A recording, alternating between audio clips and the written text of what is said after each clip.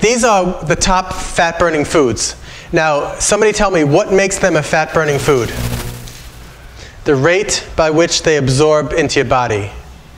And the way that they figure this out is if we were going to do an experiment, I would take 5 of you, feed everybody the same amount of berries, and then I would measure your blood sugar on a graph.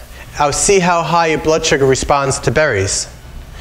Then I would feed you sweet potatoes. I would take 5 people, feed them all the same amount of sweet potatoes, and then take your blood sugar on a graph and see how fast or slow that goes up and down. If you're going to all have orange juice, your blood sugar is going to go and then you're going to be hungry and everything's going to be stored as fat. But if you eat a whole orange, 5 people, and I measure everybody's graph, it's going to be nice and slow and down. And they take the area of the graph and take a value. So they assign foods with different values. So sweet potato has a value of 44. Everything has to be below 55. Anything below 55 is a fat-burning food. So these are the best fat-burning foods, not based on my ideas or beliefs. These are based on science of actually testing people at how we respond to food.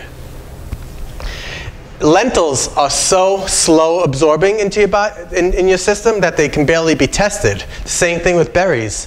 And barley is one of the best foods that you're going to eat it and you're going to stay full for a long period of time and burn the most fat because it's going to keep you the most stable throughout the day as opposed to the peaks and valleys. Beans, you like that too? Beans too. Not as good as lentils, but just as good because they're kind of in the same family. So any questions? Again, how are you comparing to barley? I mean, I'm not a barley. Oh, it's pearl barley, it's called, and they're very small, but once you boil it, they puff up. And you have 3/4 of a cup cooked. And then you chop up diced peppers and onions in there, make it. Yeah, they're very chewy. You got to chew on them for a while. And pasta too. Pasta, 1/2 cup is your limit, even on the fat loss stage. But you wouldn't have 1/2 cup pasta, you'd chop up tomatoes and make it bigger.